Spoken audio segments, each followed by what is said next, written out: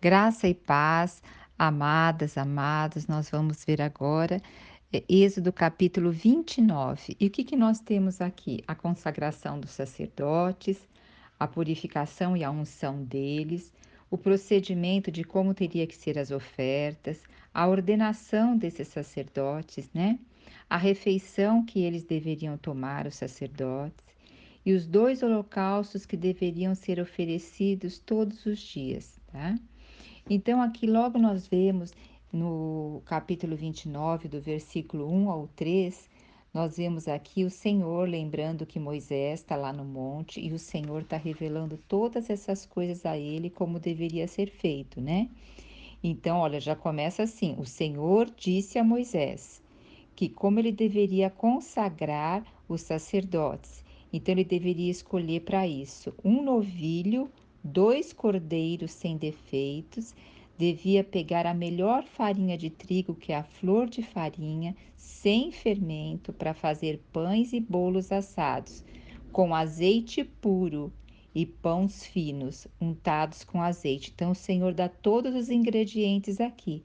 Ainda fala que é para colocar no cesto e vai trazer junto com o novilho e o cordeiro. Então, o Senhor sempre orientando também aqui nos detalhes, né?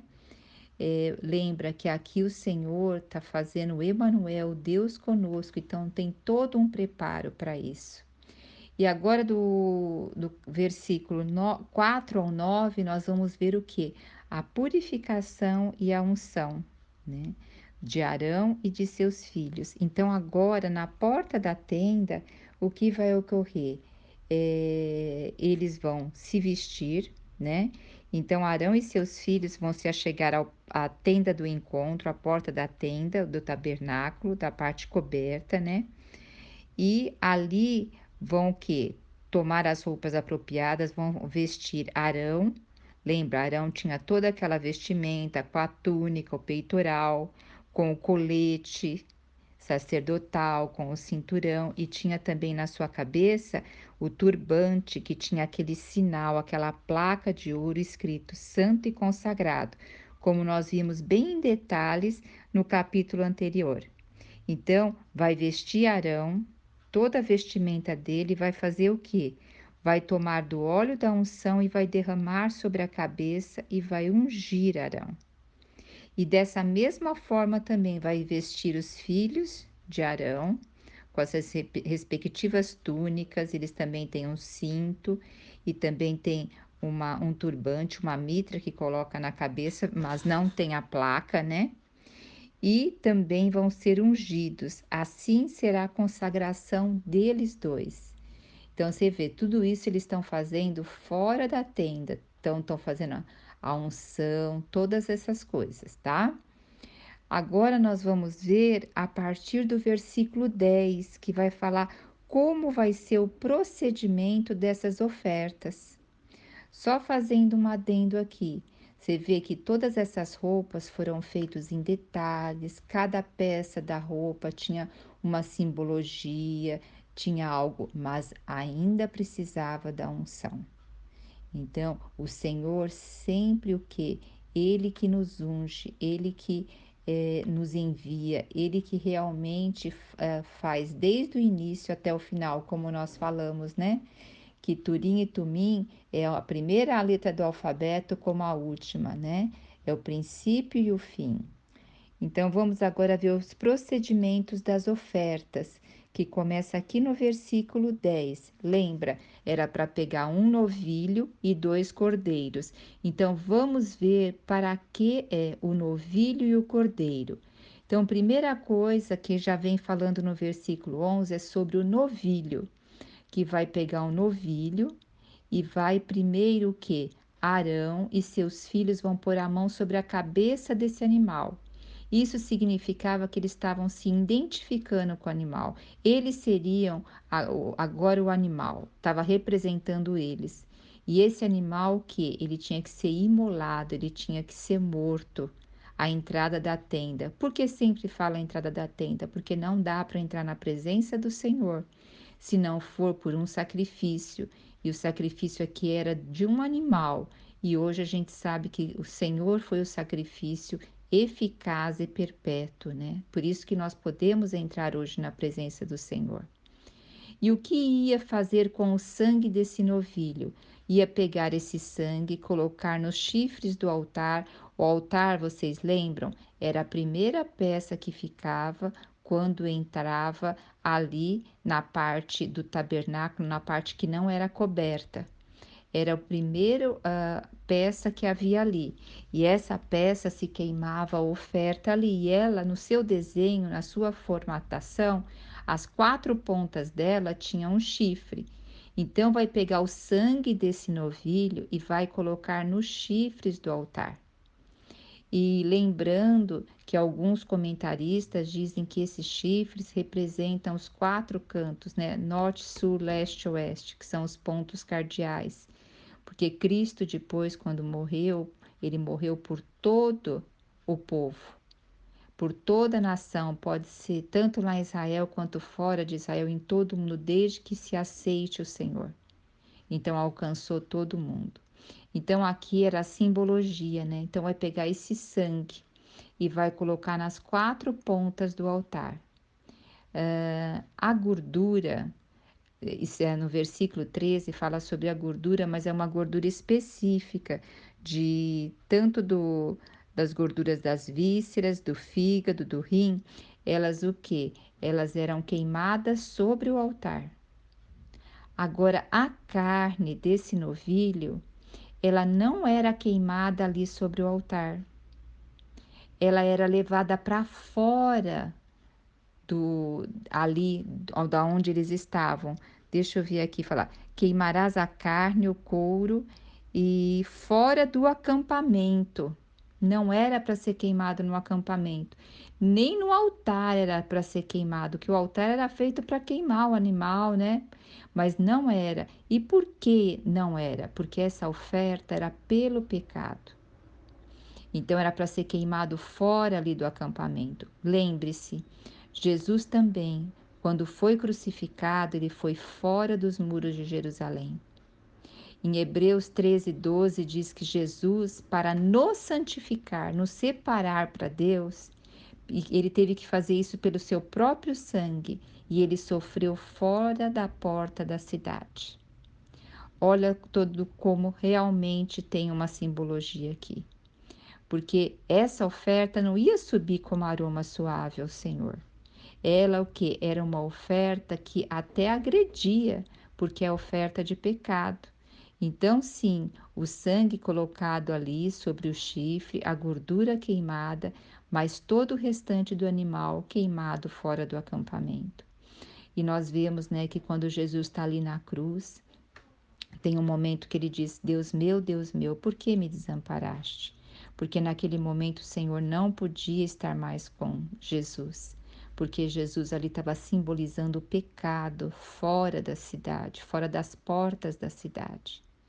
Então o Senhor teve o quê? Que aquele momento deixar Jesus, porque Jesus representava o pecado naquele momento, a queima pelo pecado, o eterno, né?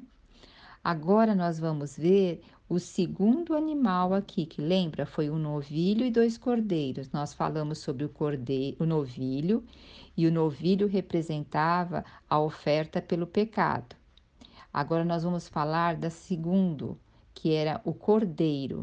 A mesma forma, Arão e seus filhos iam pôr a mão sobre a cabeça do animal, como se identificando como se fosse o animal, porque na realidade nós que deveríamos morrer pelos nossos pecados, mas aí não teria nem como depois nós nos salvarmos, porque já tinha morrido, né? Então o que acontece aqui? Nós vamos ver o sangue desse animal, do cordeiro, desse segundo animal, era para ser lançado sobre o altar e todo o seu redor. Vemos também que todos os utensílios deveriam ser purificados e consagrados ao Senhor. Lembrando que tudo que nós temos é para o Senhor, é para ser usado também pelo Senhor. Nós devemos consagrar a nossa vida, nossos bens, nossos filhos, né? E aqui vai falar que esse animal agora, ele não era para ser queimado inteiro, ele tinha o quê? Que cortar o animal em pedaços e colocar todos esses pedaços sobre o altar para ser queimado totalmente, queimado totalmente. E olha que em Isaías 53:5 diz, Isaías 53:5 também ainda é o Velho Testamento. E olha o que diz: mas de fato ele foi transpassado por causa das nossas próprias culpas e transgressões. Quem ele? Quem é ele? Jesus. Ele foi transpassado e pelas nossas culpas e transgressões. Ele também foi esmagado por conta das nossas iniquidades. O castigo que nos traz a paz caiu todo sobre ele, sobre Jesus, e mediante as suas feridas fomos curados. Então veja só, Jesus, ele foi esmagado. Esmagado aqui lembra esse cordeiro ele foi cortado em pedaços, né? Ele foi tido todo em pedaços e a gente hoje sabe, até por pesquisas, que quando um ser humano é pendurado num madeiro, numa cruz, todos os ossos e articulações vão sendo deslocados, vão sendo assim, sai do seu local. E essa é uma dor muito grande, gente. Eu já acompanhei pacientes que foram deslocados um ombro, uma perna, eles urram de dor até a gente colocar no lugar, né? Agora imagine aqui, o corpo vai o quê? Se deslocando junta por junta. Então aqui esse animal tinha que ser cortado, lembrando todo esse sofrimento do nosso Cristo, né? E representando Jesus, né, com as suas juntas todas deslocadas. Ó Senhor Jesus. E esse animal era colocado inteiro sobre o altar, porém, todo repartido em pedaços. E essa oferta era uma oferta de aroma agradável, era considerada uma oferta que subia, era queimado lá dentro do átrio, né? Porque essa parte externa do tabernáculo, onde não era coberta, se chamava átrio, lembra? Então ele era queimado ali sobre o altar, e essa oferta representa uma oferta de aroma agradável, consagrada ao Senhor. Essa oferta o Senhor recebia para aceitar nós, né? E porque ali Jesus estava representado nesse animal. Lembra quando o homem pecou no jardim do Éden? O que era a penitência do homem se ele comesse da árvore do conhecimento do bem e do mal? Não era a morte? Né? A palavra de Deus não volta atrás. Então, aqui nós estamos vendo um animal, os animais sofrendo essa penitência. Se vocês depois conhecerem a história do livro de Esther, vocês vão ver que o rei já havia decretado, não ele, mas o primeiro-ministro dele, chamando assim, que todos os judeus haveriam de ser mortos depois de um ano. Conclusão: o rei não poderia voltar atrás na sua palavra, mas ele fez uma emenda na lei, que os judeus poderiam se defender. Então, aqui, quando o Senhor falou lá no Jardim do Éden que não podia comer da árvore do conhecimento do bem e do mal, que o homem iria morrer, não tinha como o Senhor voltar atrás. É igual o rei aqui, Assuero, lá de Esther, ele não tinha como voltar atrás, mas o rei fez uma emenda lá na época de Esther. E Cristo, Deus também fez uma emenda. O que? Lá no homem, no jardim do Éden, o Senhor cobriu eles com pele de um animal. Ele matou um animal para que o homem pudesse ficar vivo. E só que o homem foi expulso do jardim do Éden, ele não tinha mais a presença de Deus. E aqui nós vemos o Senhor, toda a parte do tabernáculo, da vestimenta do sacerdote, da consagração do sacerdote, agora da forma de holocaustos, de oferta, o Senhor o que? O Senhor se fazendo para se vir estar com o homem por meio disso tudo. Então, olha, o Senhor fazendo essa emenda na lei. Mas nós vamos ver que a emenda eficaz, que anulou de uma vez por todas as outras coisas, foi Cristo. Glória a Deus. Nós devemos, não sei, pelo menos é o meu sentimento, de louvar extremamente ao Senhor por ter nascido nessa época, onde Cristo já veio e nós podemos realmente desfrutar do verdadeiro oferta a Deus, né? E agora nós vamos ver o segundo cordeiro. Eram 3 animais. O primeiro foi o novilho, que foi queimado fora do arraial pelos pecados. O segundo animal era um cordeiro, que foi o que? Ele foi cortado em pedaços e queimado inteiro dentro ali do átrio, na parte de consagração, né? Esqueci agora o nome. E ele foi oferecido como a oferta de aroma agradável consagrada a Deus. Foi queimado em cima do o altar do holocausto, né? E agora nós vamos ver o terceiro animal, que é o cordeiro. Essa oferta é uma oferta, nós vamos ver que é de ordenação de Arão e de seus filhos, ou consagração.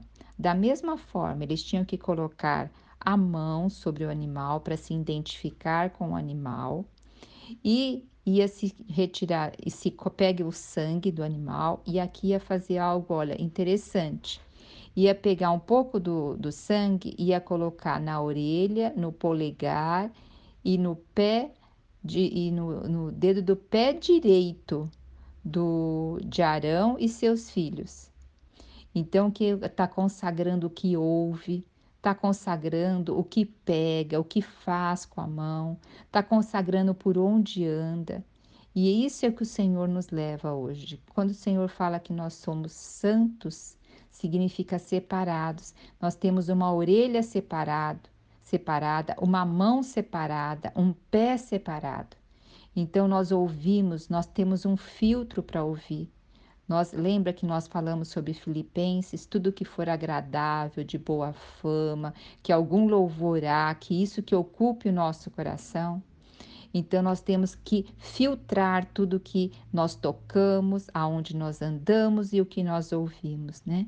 Então aqui Arão e seus filhos estavam sendo que separados, consagrados. Ó Senhor Jesus. E o restante do sangue ia colocar ali sobre o altar.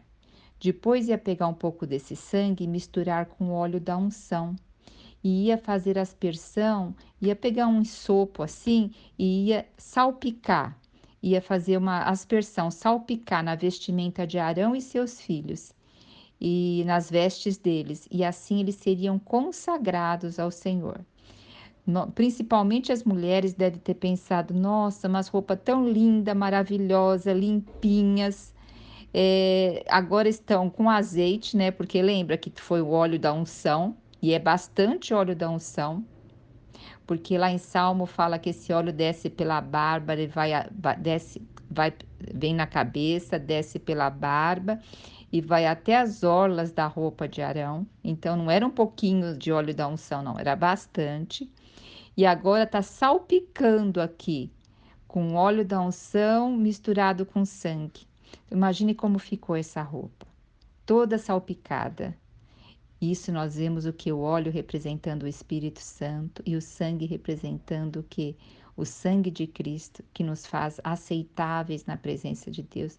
Não importa quão bonita seja a nossa veste, se não estivermos salpicadas com o óleo da unção, com o Espírito e com o sangue de Cristo, nada disso vai ter valor, né? E aqui a gordura, eles iam retirar a gordura desse animal, das partes determinadas por Deus, não era a gordura de todos os locais, né? E também nós temos aqui as cestas de pães sem fermento, o bolo feito com azeite e a flor da farinha, ia queimar uma porção dela no altar e seria dedicada ao Senhor. E o peito e a coxa que foram separados era o quê? Era a porção de Arão e seus filhos, dadas por quem? Pelos israelitas, que era uma contribuição obrigatória. Então, o que que nós vemos aqui mais para frente? Isso vai ficar mais claro, tá? Que o povo, eles que teriam o quê? Que estar contribuindo na parte do sustento de Arão e seus filhos. Então, aqueles que servem ao Senhor integralmente, a palavra deixa claro que eles têm que ter o sustento daqueles que estão ali recebendo a comunhão dessas pessoas para estarem na presença de Deus, né? Então, o que que nós vemos aqui? nós temos Arão, o sumo sacerdote, e seus filhos como sacerdote. Arão, como sumo sacerdote, é aquele que intercede a Deus pelos homens e também traz o que Deus fala aos homens. Ele seria aqui o intercessor. E hoje nós temos nosso único intercessor, que é Jesus Cristo. Então, tudo isso daqui que nós estamos falando é a figura de Jesus e o sacrifício que ele fez por nós. E as vestimentas de Arão, elas seriam passadas sempre para próximo sumo sacerdote. Deveria ser passado para os seus descendentes, né? E nós estávamos falando sobre a refeição santa dos sacerdotes, que era o peito e a coxa. Eles deveriam cozinhar e comer também junto aqueles pães asmos, sem fermentos, e tudo ali à entrada da tenda do tabernáculo, né? E se sobrasse alguma coisa do que eles estavam se alimentando, da carne, dos pães, elas não deveriam ser consumidas no dia seguinte. Elas deveriam ser queimadas sobre o altar. Lembra, no deserto o Senhor começou a ensinar ao povo o quê? Que o maná era diário, que o Senhor nos dá as coisas diárias. Inclusive a oração do Pai Nosso diz: o pão nosso de cada dia nos dai hoje. A palavra do Senhor é bem clara quanto a isso. O pão nosso de cada dia nos dai hoje, né? Então não devemos estar preocupados com o dia de amanhã. Devemos entregar ao Senhor. E olha, e aqui não teria um dia de descanso. Seria todos os dias, os 7 dias da semana, que deveria haver o quê? Essa ordenança. Porque quando se trata dos pecados, são todos os dias que são feitas coisas. Não tem como dar brecha para o pecado. Nós temos que todo dia ter uma consagração e comer do Senhor. Porque se a gente deixa de comer um dia do Senhor, a nossa mente envelhece, porque os nossos ouvidos, a nosso polegar e o nosso pé tem que estar consagrado ao Senhor. E isso tem que ser diariamente, né? E aqui depois nós vamos ver, a partir aqui do versículo 36, está falando que todos os dias tinha que ter sacrifício pelo pecado, como a gente acabou de falar, e não tinha nenhum dia de descanso, né? No versículo, deixa eu ver aqui, no versículo 36, também que fala que todo dia tinha que apresentar um animal ao Senhor, tanto no amanhecer quanto no entardecer, no pôr do sol, né? Ali na entrada da tenda, que é o tabernáculo, também é chamado tenda do encontro. Olha que rico, né? Então, o holocausto perpétuo por todas as gerações deveria ser feito isso. Olha só. Agora, o que nós vemos? O Senhor santificando, né? Aqui nós vemos que quando tudo isso fosse feito, o que que ia acontecer? Nós vemos a partir do versículo 42, muito rico, fala assim: Este será o holocausto perpétuo por todas as vossas gerações, a entrada da tenda do encontro, diante de Yahvé. Nesse local eu me encontrarei convosco e falarei a vossos corações. Ali virei me encontrar com os filhos de Israel, e o lugar ficará santificado por minha glória. Olha só que rico. Agora é o Senhor que está santificando tudo isso com a glória dele, porque ele iria encontrar com os filhos. Então, você tinha que ter todo esse preparo para o Senhor vir encontrar com os filhos de Israel. Então, o Senhor está falando para santificar, e assim o Senhor diz que vai santificar a tenda do encontro e o altar. Agora é santificado pelo próprio Senhor. E vai ali consagrar também Arão e seus filhos para que sirvam como sacerdote. E o versículo 45 nos diz assim: E habitarei entre todos os filhos de Israel e serei para eles Deus. Olha que coisa mais rica! E habitarei em todos os filhos de Israel. Habitarei entre todos os filhos de Israel e serei para ele Deus. E eles compreenderão que eu sou Yahvé, o seu Deus, que os tirei da terra do Egito, a fim de morar entre eles, o eterno, o seu Deus. Assim a gente viu, né, que como conheceram o povo de Israel, eles conheceram primeiro Deus da libertação, que o libertou do Egito. Depois eles conheceram Deus da proteção no deserto, dando água, dando pão, dando vitória contra os amalequitas. Agora também estão conhecendo Ele através da presença do Senhor entre eles e a provisão para adoração, né? Para adoração e comunhão com Ele no tabernáculo. Você vê que a experiência vai sendo cada vez mais profunda na presença do Senhor. Primeiro ali a libertação do Egito, depois a proteção no deserto, a nuvem que protege eles durante o dia, a coluna de fogo que aquece e ilumina a noite. E a proteção ali no deserto, a proteção contra os inimigos amalequistas, o sustento no deserto, o maná, o pão, a cordonize. E agora o Senhor o que? Está fazendo eles perceberem a presença de Deus entre eles e a sua provisão para adoração e comunhão com eles por meio ali do tabernáculo. Puxa, isso também nos faz lembrar, né, a parte de oferecer um animal durante a manhã e também no entardecer, e o Senhor vem estar com eles ali, santificar, e vem estar na tenda do encontro, e o Senhor vem estar com o sumo sacerdote, nos faz lembrar também o jardim do Éden, né? Que todos os dias o Senhor encontrava com o homem ao entardecer, e ali tinha comunhão com o homem. E também nós vemos aqui no futuro, em Apocalipse, quando a Nova Jerusalém vai descer do céu e o Senhor estará nela, no encontro permanente ali com o homem. Então veja só, o Senhor, ele voltando ao seu plano original. O seu plano original era o Jardim do Éden, nós estarmos no Jardim do Éden tendo comunhão com Deus. E nós temos o que hoje? O Senhor anela a nossa presença. Por isso que ele enviou Jesus, o Emanuel, que é o Deus conosco. Jesus é o nosso Senhor.